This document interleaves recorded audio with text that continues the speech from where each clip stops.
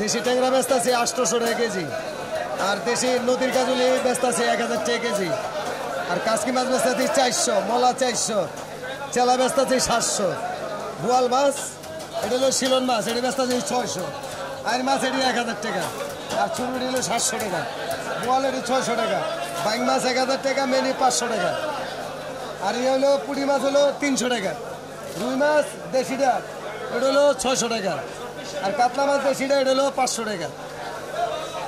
বিলের মাছের দাম কি একটু বেশি? দেশি মাছের দাম একটু বেশি, চাষের মাছের দাম কম। কেন গেলে তো নদীর মাছ, এগুলি হাওড়ের মাছ, তো এটা একটু দাম বেশি না। খৈরাজ আরেক জায়গায় হলো 80 টাকা, তাইলে এখানে কি ডিফারেন্স আমি জানি না। এই যে যদি এটা মনিটরিং করে তাইলে আমরা এটা আমি 80 টাকায় কিনতে পারবো। এরকম কিছু কিছু সবজি আছে যেটা শুক্রবার হইলে পরে দামটা আবার একটু বাড়িয়ে দেয়, এটাও যদি মনিটরিং করে তাইলে পরে এটা আমরা কিছুটা স্বস্তি পাবো।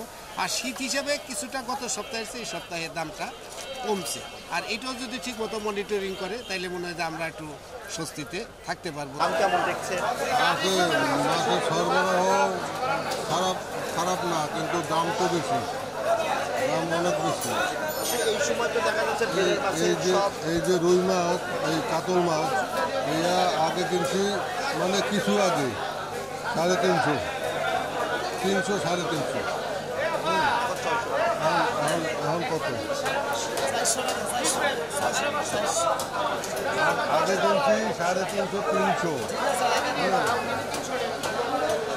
এখন তো দেখা যাচ্ছে বিল শুকায় যায়, মাছ ওঠে, এখন তো মাছের দাম একটু কম হওয়ার কথা। বিলের মাছ উচিত তো কম হওয়া উচিত, এখন এই সিজনে তো মাছটা আছে কিন্তু দাম তো কম না।